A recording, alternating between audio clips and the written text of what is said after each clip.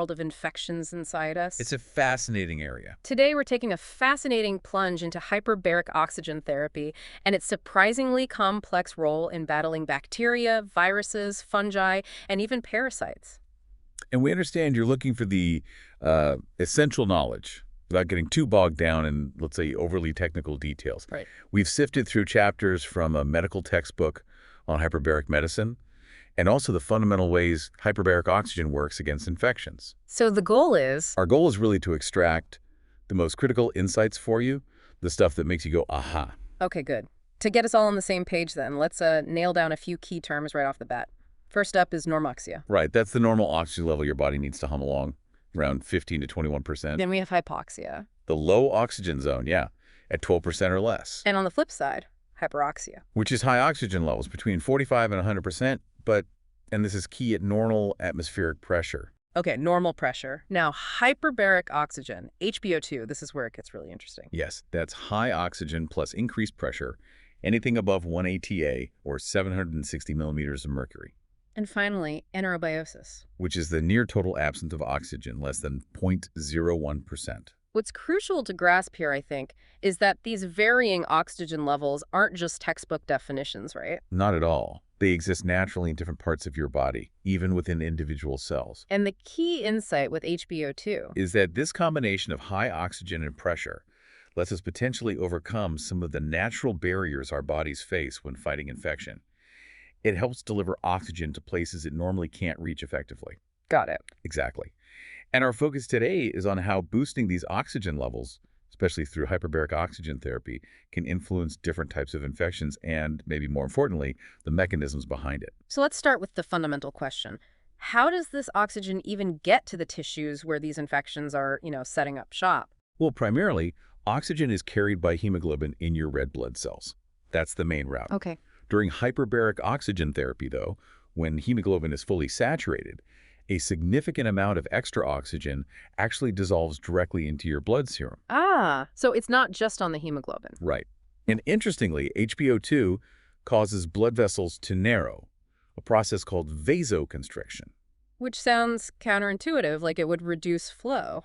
It does sound that way initially, Yeah. but because there's such a high concentration of dissolved oxygen in the plasma, the overall effect is actually that more oxygen can reach the tissues, even getting directly to the surface of wounds, for instance. Okay, that makes sense. Now, you mentioned this gradient of oxygen in tissues earlier. That sounds really interesting, what's happening there. Yeah, think of it like this. Oxygen concentration is highest right near the blood vessels. Actually. And it gradually decreases as it diffuses further out into the surrounding tissue. And this diffusion, it's also regulated by some fascinating signaling molecules called gasotransmitters. Gasotransmitters. Yes, like nitric oxide, NO, carbon monoxide, CO, and hydrogen sulfide, H2S. They essentially help cells use oxygen efficiently. Wow, okay. Now, when an infection takes hold, this delicate delivery system can be seriously disrupted. How does an infection actually mess with our oxygen delivery? Can you sort of paint us a picture? Sure. It happens in several ways. Yeah. You get abscesses, those pockets of pus, Right. and infarcted tissues where blood flow is cut off. Yeah. These become really oxygen-starved environments. Sometimes oxygen levels drop to almost zero. Zero. Wow. Pretty much. Yeah. Then there's the body's inflammatory response itself. You get leaky capillaries and swelling, or edema. Okay. That increases the distance oxygen has to travel to actually reach the infected cells. The swelling itself can even compress tiny blood vessels, hindering oxygen delivery even more. Oh, it's a cascade of problems. It really is. Plus, some bacteria are quite strategic, you could say. They produce their own NO and H2S. The gasotransmitters. The very same. They use them as a kind of protective shield against our immune defenses and even some of the antibiotics we use. Clever, in a bad way. Absolutely. And these bacterial gasotransmitters can also interfere with nearby cell respiration and that crucial oxidative burst our immune cells need to kill invaders. So infection often means oxygen delivery is compromised. That seems clear. But you mentioned earlier that increasing oxygen can be generally helpful. How does that work? Well, basically by compensating for those delivery issues we just talked about. Okay. Raising the overall oxygen concentration can help push oxygen past some of those blockages, ensuring that even in areas with poor blood flow or increased diffusion distance, there's still enough oxygen for vital processes. And for the immune cells. Critically, yes. Right. It significantly boosts the ability of neutrophils and monocytes, key immune cells, to kill bacteria. How so? Their primary weapon, the oxidative burst, is heavily dependent on having adequate oxygen levels. Without enough oxygen, it just doesn't work as well. That makes sense. There's even an animal study showing HBO2 alone being as effective as an antibiotic in treating a type of bone infection, osteomyelitis. As effective as an antibiotic, just oxygen. In that specific model, yes. It's a really striking finding, I think. Highlights the potential power of oxygen. That is surprising. But you also hinted earlier that oxygen has different effects on the microbes themselves. It's not all good. Right, it's a bit of a double-edged sword. Yeah. Hyperoxia and HBO2 are directly toxic to strictly anaerobic pathogens. The ones that can't survive with oxygen. Exactly, those that die in normal oxygen levels. So that's a clear advantage in treating infections caused by those types of bacteria. But the vast majority of our gut bacteria, microbiome, are anaerobic, and they play a vital role in our health, making up maybe 90% of our gut flora. So HBO2 could harm them. It potentially can, yes. Mm. Although, surprisingly, severe diarrhea, which is a common side effect of many antibiotics that also disrupt gut bacteria, Yeah, very common. it isn't a major reported issue with HBO2, which is interesting. That is interesting. Why might that be? Well, that's a good point for further research why the impact doesn't seem as severe as with some antibiotics. Maybe it's the duration of the specific bacteria affected. Okay. And what about the aerobic bacteria, the ones that do need oxygen? This is where it gets more complex again. Lower concentrations of oxygen, like just breathing high concentration oxygen at normal pressure. Hyperoxia, not hyperbaric. Right, hyperoxia. That can actually promote the growth of some aerobic bacteria, at least in laboratory settings. Promote growth, so it could make things worse. Well, it raises concerns, particularly when dealing with, say, lung infections where the bacteria are already aerobic. However, the higher pressures of oxygen used in clinical HBO2. The hyperbaric kind. Yes, that is generally bacteriostatic against aerobes. Meaning it inhibits their growth. Exactly. It stops them from multiplying without necessarily killing them outright like it does the anaerobes. This biphasic effect promoting growth at lower pressures, inhibiting it higher, is really a crucial distinction. Wow, that's fascinating. So the same element, oxygen, can have completely opposite effects depending on the pressure. That's quite a paradox. It really is. It underscores how carefully we need to think about oxygen therapy. What about those really sneaky intracellular pathogens, the ones that hide inside our own cells? Ah, yes. That's a challenging environment because oxygen levels inside cells are naturally quite low, much lower than in the blood. So it's hypoxic in there. Generally, yes. Some antibiotics are specifically designed to concentrate inside cells to target these invaders. But these very low oxygen levels can sometimes limit how effectively some of these drugs actually work once they get there. Okay, another complication. And then we have biofilms. I hear about those a lot, those sort of organized communities of bacteria. Right, biofilms. They're definitely a hurdle in treating infections because bacteria within them behaves differently. They can be significantly more resistant to many antibiotics. So does HBO2 help with biofilms? Well, they weren't a primary focus of early research, and frankly, our decades of experience treating infections with antibiotics have, largely compensated or addressed this in many cases. But HBO2 is being actively explored now for its potential to disrupt these biofilms and perhaps improve the success of treatments. It really sounds like while oxygen is a powerful tool, it's rarely the only tool we rely on. Precisely. That's a very good way to put it. Most infections require a multi-pronged approach. Surgical drainage, for instance. Removing pus and dead tissue. Exactly. That's often essential to remove those poorly vascularized areas and allow oxygen, including the oxygen delivered by HBO2, to penetrate the tissues more effectively. Draining pus also helps get rid of those pockets of H2S we mentioned, which create a toxic, oxygen-depleted microenvironment. Right, the bacterial H2S. Yeah. Oxygen's significant advantage as an antimicrobial, though, is its ability to diffuse freely into tissues, perhaps better than some larger drug molecules. And it helps with healing, too. Yes, that's another key aspect. It can enhance the effectiveness of traditional antibiotics and also promote the repair of damaged tissues, like in infected necrotic wounds. Think about how poor oxygen supply hinders wound healing. Right, you hear about that with diabetic foot ulcers, for example. Exactly. And HBO2 can sometimes accelerate closure in wounds where blood flow is compromised. But there are limitations and precautions. You mentioned a narrow therapeutic window. Yes, definitely. HBO2 needs to be administered with careful consideration. Dosing, pressure, duration, it all matters. It's especially sensitive in infants. Okay. And while HBO2 has a relatively short lifespan in the body, the high oxygen levels dissipate quickly after treatment. Its antimicrobial effects can sometimes have a more lasting impact. So it's not a simple on-off switch. Not entirely. And due to these factors, plus the specialized equipment required, it's generally reserved for severe or complex infections. And you mentioned something critical about using it for prevention. Ah, yes, that's a critical point. Yeah.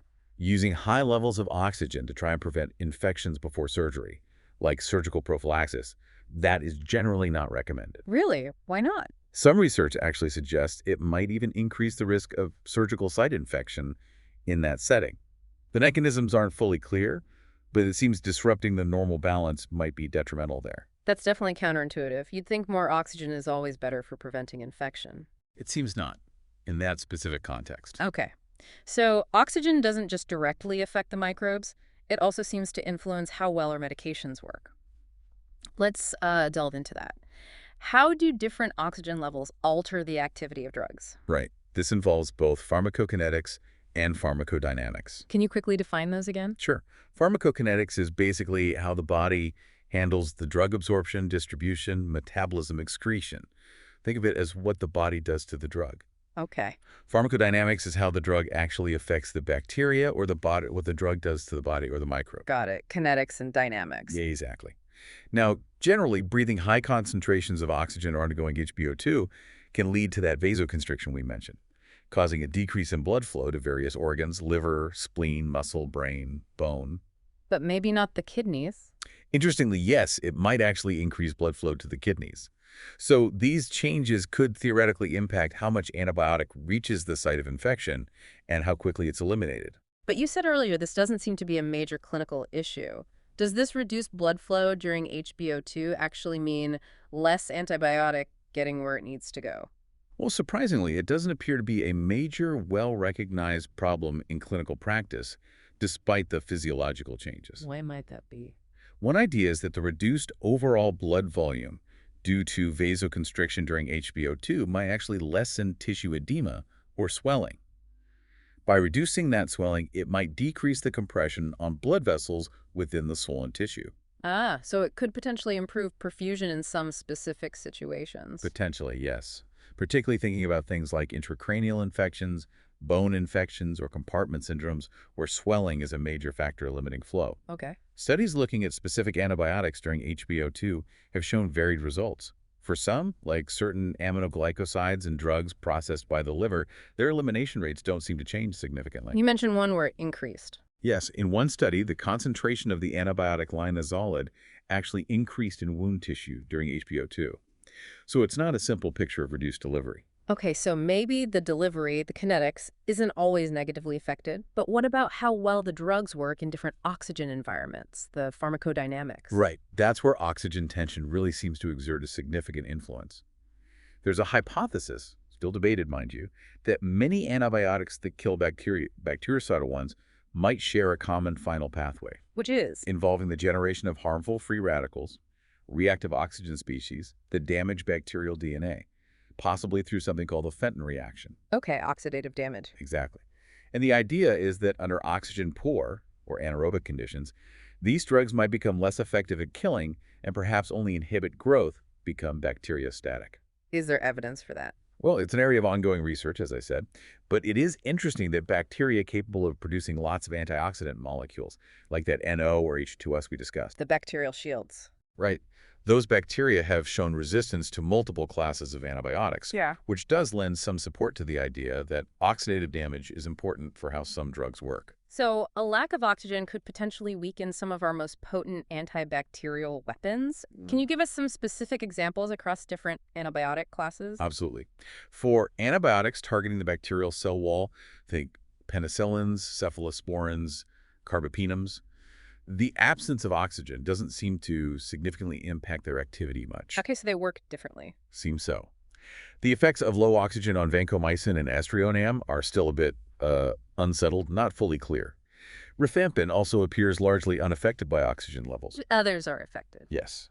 For fluoroquinolones and also folate antimetabolites like sulfamethoxazole and trimethoprims, Common antibiotics. very common. Their ability to actually kill certain bacteria, Mhm. measured by the minimum bactericidal concentration or MBC, can be significantly reduced in low oxygen conditions. They might still inhibit growth, but they kill less effectively. Right. And aminoglycosides, like gentamicin. Yes, aminoglycosides are another distinct case. Their entry into bacteria often depends on an oxygen-requiring transport mechanism. So no oxygen, no entry, or less entry. Less entry or requires much higher concentrations. So in anaerobic environments, their effectiveness against many types of bacteria is diminished. The MIC, or minimum inhibitory concentration, goes up. Which explains why they aren't ideal for intracellular bugs. Exactly. That's one reason they're generally not the first choice for something like intracellular salmonella infections, where oxygen levels inside the host cell are very low. Is there a way around that for aminoglycosides? Interestingly, using a cell wall targeting antibiotic like a penicillin in combination can sometimes help aminoglycosides get into bacteria even in low oxygen, perhaps by damaging the wall enough. Synergy, okay. And what about metronidazole? That's specifically for anaerobic infections, right? That's right. Metronidazole is kind of the opposite case. Its activity is optimal under anaerobic conditions. Why is that? It actually needs to be activated, chemically reduced, in a low oxygen environment to become toxic to the bacteria. In the presence of oxygen, it's much less active or inactive. So using it alongside HBO2, that seems contradictory. It does seem illogical on the surface, yes. Yeah. The logic has definitely been questioned. Although, interestingly, some studies in animals have shown additive or synergistic effects when they were combined, perhaps due to complex interactions in the tissue environment. It's not entirely straightforward. Mm. So how might hyperoxia or HBO2 actually enhance other antibiotics then, if the effect is generally modest? Well, one possibility is simply by normalizing things. If a drug relies on oxygen to work best, like maybe aminoglycosides to some extent, Right. then HBO2 might just help restore normal activity by getting oxygen back into those poorly perfused hypoxic tissues. So it's overcoming the deficit caused by the infection. Potentially, yes. Another idea is that it might enhance some drugs, maybe folate antagonists, by interfering with folic acid metabolism in the bacteria in a way that complements the drug's action. But again, the enhancement effects are generally considered modest. Okay. We've covered bacteria quite a bit and how oxygen affects our drugs. But infections involve more than just bacteria. What about parasites and fungi? How does oxygen play a role there? Good question. For parasites, many anti-parasitic drugs actually work by generating free radicals to kill them, similar to that hypothesis for some antibiotics. So oxygen could be involved there too. It could. Interestingly, normal oxygen levels, normoxia, can sometimes reduce the uptake of certain drugs, like metronidazole, by some parasites. It's complex. And HBO2 for parasites. It's shown some promise in experimental settings for specific parasitic infections, like cerebral malaria and certain types of leishmania, but not in all cases. What determines if it works? It seems to depend heavily on the specific parasite, its stage in the life cycle, and crucially, its own antioxidant defenses, how well it can protect itself from oxygen toxicity. Even for parasitic worms? Helminths. Yes, even for helminths. Their susceptibility to oxygen varies a lot, depending on their developmental stage and their levels of antioxidant enzymes. Okay. And fungi. We hear about some really serious invasive fungal infections these days. We do. And again, oxygen-based free radicals likely contribute to the antifungal effects of HBO2. So fungi with weaker defenses are more vulnerable. Generally, yes. Fungal mutants lacking certain antioxidant enzymes are often more susceptible in lab studies. Hyperoxia alone can inhibit the growth of some fungi, and it seems pressure and oxygen can have a combined or additive inhibitory effect on certain molds. Does it work with the antifungal drugs? It can, yes. HBO2 can sometimes work together with antifungal drugs like amphotericin B, potentially enhancing their effects. Any specific fungi that are particularly susceptible? One notable example is Pneumocystis girovatii. Causes pneumonia in immunocompromised patients. Exactly. It's particularly vulnerable to high oxygen levels because it naturally has very low levels of antioxidant enzymes. Even brief exposure in the lab can be lethal to it. So should we use hyperoxia to treat it? Whoa, no. It's important to stress that hyperoxia is not intended to replace standard effective antifungal treatment for pneumocystis. It's an interesting observation about its biology, though. Understood. What about clinically? Is HBO2 used for fungal infections? There are clinical reports suggesting it might be a useful adjunctive therapy and add-on in some severe fungal infections like mucormycosis, which can be devastating. But the evidence isn't conclusive. It's not conclusive yet. Animal studies have actually yielded mixed results. Some showed no benefit in certain models, and one even showed increased mortality in immunocompromised mice with Pneumocystis pneumonia after transient hyperoxia. So caution is needed. How is HBO2 thought to work against fungi when it does? The mechanism seems to involve causing oxidative stress, similar to against bacteria, which can interfere with crucial processes like protein synthesis and nutrient transport in the fungi. Okay, that covers parasites and fungi. What about the most challenging of all, maybe viruses? Does oxygen have a significant impact on viral infections? Well, based on the current evidence, there don't appear to be any direct, consistently beneficial effects of HBO2 on viruses themselves. No direct killing effect like with anaerobes. Doesn't seem so. Eh. However, the level of oxygen present can definitely influence how viruses grow and perhaps how harmful they are, their virulence. How so? Interestingly, low oxygen conditions, hypoxia, can actually reduce the growth of some viruses in cell culture. Reduce growth. That's surprising. It is. Oh. Also, viral DNA might be more susceptible to oxidative damage than our own DNA because viruses often lack robust antioxidant defenses and repair mechanisms. So maybe high oxygen could damage them. You'd think so, but the evidence from animal studies is really mixed. Mixed how? In some studies, low oxygen, hypoxia, worsened the outcome of a viral infection. In others, hyperoxia either increased mortality, worsened outcomes, or had no significant effect. It seems quite variable depending on the virus, the host, the oxygen level, and even the atmospheric pressure used. Any other interesting interactions? There's an intriguing finding that the antiviral activity of interferon, which is a key part of our immune response to viruses, Right. its activity might actually be reduced under normal oxygen levels compared to when oxygen levels are low or hypoxic. That's weirdly complex. It is. And in at least one animal model, HBO2 actually increased mortality from a viral infection. So potentially harmful for viruses. In some situations, it appears so. Yeah. There is one human study, though, that showed a potential benefit of HBO2 as an adjunct treatment for chronic hepatitis B. It seemed to improve some liver function markers, but it didn't reduce liver scarring or fibrosis. So the bottom line on viruses and oxygen. Overall, while oxygen levels clearly influence how viral infections play out, at least in animal models, high oxygen sometimes seems to make things worse. It's definitely not a go-to therapy for viral illness based on what we know now. Okay. So oxygen's impact really varies depending on the type of microbe we're dealing with. What about our own immune system? How does oxygen influence our body's defenders? Right, the immune system interaction is also multifaceted. Let's start with phagocytes, neutrophils, and macrophages, the cells that engulf and destroy invaders. The frontline troops. Exactly. Now, they can actually engulf bacteria even in low oxygen environments using anaerobic metabolism for energy. Okay. But the crucial killing of those microbes, which often relies on that oxidative burst we talked about. Which needs oxygen. Yes, that killing process is significantly impaired when oxygen is scarce. So hyperoxia and HBO2 can enhance this killing mechanism by increasing the available oxygen in the tissues. So that sounds purely beneficial. Initially, perhaps, but it's a delicate balance. Prolonged exposure to high levels of oxygen, like someone might experience in severe respiratory failure requiring high FiO2. High fraction of inspired oxygen. Right. That prolonged exposure can actually begin to inhibit neutrophil function over time. Similarly, long-term hyperoxia can impair the function of macrophages. So too much of a good thing. It seems that way for phagocyte function over extended periods. And what about the other key players, the lymphocytes, T cells, B cells? Resting T cells seem quite resilient. They aren't bothered much by changes in oxygen levels. But when they get activated? Right. When T cells are activated, say, by an infection, they need to multiply rapidly. Their DNA synthesis, essential for this proliferation, seems to be reduced by both hypoxia and prolonged hyperoxia. Both low and high oxygen inhibit them. When they're stimulated, yes.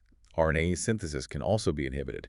In animal models, hyperoxia has been shown to suppress T cell proliferation, possibly by affecting how macrophages, which support T cells, are functioning under hyperoxia. Any other immune effects of HBO2? Interestingly, yes. HBO2 has demonstrated some broader immunomodulatory effects in animal studies.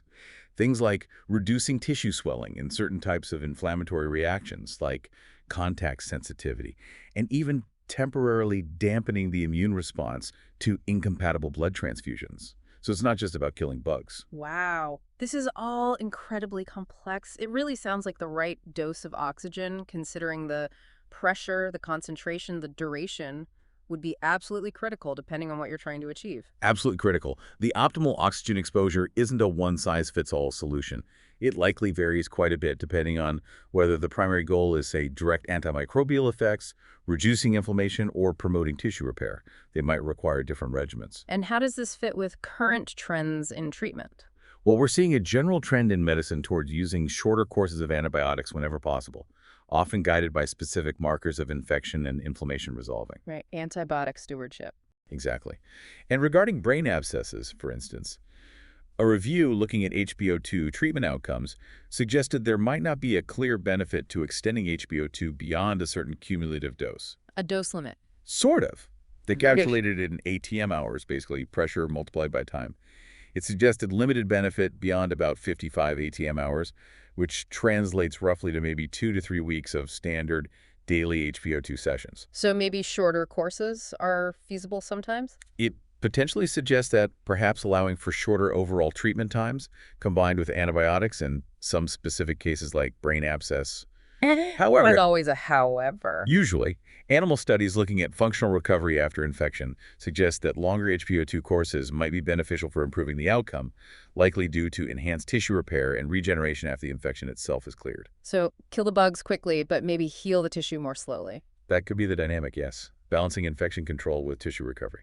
And what about the timing of HBO2 in relation to when we actually give other medications? Does that matter? Oh yes, that's a really important practical consideration, based on how oxygen affects drug activity. What we discussed earlier. Exactly. For antibiotics that seem to rely on good oxygen levels to work most effectively, like aminoglycosides, maybe folate antagonists, macrolides, tetracyclines, it probably makes sense to administer them before starting the HBO2 session. To let them work in a more normal oxygen environment first. Precisely. Give them time to exert their effect before oxygen levels get very high and potentially interfere, or before vasoconstriction kicks in fully. And for metronidazole? The opposite logic applies, since its activity is hindered by oxygen. Right, it needs anaerobic conditions. It makes more sense to administer it after the HBO2 session is finished and oxygen levels are returning to normal. Okay. What about the others, like beta-lactams? For beta-lactams like penicillins, rifampicins, and probably vancomycin and aztreonam, the ones less affected by oxygen levels themselves, the timing appears less critical for their activity. But maybe for delivery. Possibly. Giving them after HBO2 might theoretically help them penetrate tissues better by minimizing that mismatch between peak drug levels in the blood and the period of maximum HBO2-induced vasoconstriction. But that's more theoretical. Okay, let's try to synthesize everything we've discussed. This has been a real deep dive. What are the main takeaways about oxygen and infection? I think we can really break down hyperbaric oxygen's role in infectious diseases into 4 main categories or mechanisms. Okay, number 1. First, simply improving oxygen delivery to diseased tissues, overcoming the hypoxia caused by infection and inflammation. Makes sense. Number 2. Second, exerting direct toxic effects on certain microorganisms, particularly those obligate anaerobic bacteria and maybe some parasites too. Third, modifying the activity of antimicrobial agents, enhancing some, potentially hindering others like metronidazole, depending on the specific drug and the oxygen environment. Okay, and the 4th? And fourth, influencing the host's immune response, which is often complex and biphasic, sometimes enhancing killing, sometimes modulating inflammation, sometimes even suppressing parts of the immune system with prolonged exposure. And we should remember those potential contraindications or areas for caution. Yes, it's important to remember that certain lung infections, where you might have aerobic bacteria and the concurrent use of metronidazole, are relative situations where HBO2 needs to be very carefully considered, maybe avoided. And more research is needed. Definitely. Especially to fully understand its effectiveness against certain resilient pathogens, like those mucorales fungi that cause mucormycosis. Yeah. We need more robust data there. And the immune effects are complex. Very complex. That nuanced impact of HBO2 on immune cells, initial enhancement of some functions followed potentially by a dampening with prolonged exposure, really needs further study. So to quickly recap some of those surprising insights for our listeners, oxygen isn't always the straightforward hero, right? It can have this double-edged effect on different microbes. Exactly. Helpful against anaerobes, potentially unhelpful or complex with others. And there's this really intricate interplay between oxygen levels and how well our drugs work, sometimes making them less effective, sometimes potentially boosting them, sometimes needing careful timing. Right. the pharmacodynamic interactions are key. And finally, our own immune system's reaction to increased oxygen is far from simple, with different cells responding in different ways and effects changing over time. It's definitely not just about flooding the system with oxygen. It's about targeted application. This all leads to, I think, a compelling question for you, the listener, to think about. Considering this really intricate role of oxygen in infection, what do you see as the most promising future applications of hyperbaric oxygen therapy in infectious diseases? And alongside that, what are the most critical research questions that still need solid answers to help us optimize its use effectively and safely? Where should the research focus next? Definitely a lot to ponder there. If this deep dive has sparked your curiosity, we really encourage you to explore the source material we've drawn from, or delve into related research papers. Absolutely. Thank you for joining us on this exploration into the fascinating and really complex relationship between oxygen and infection.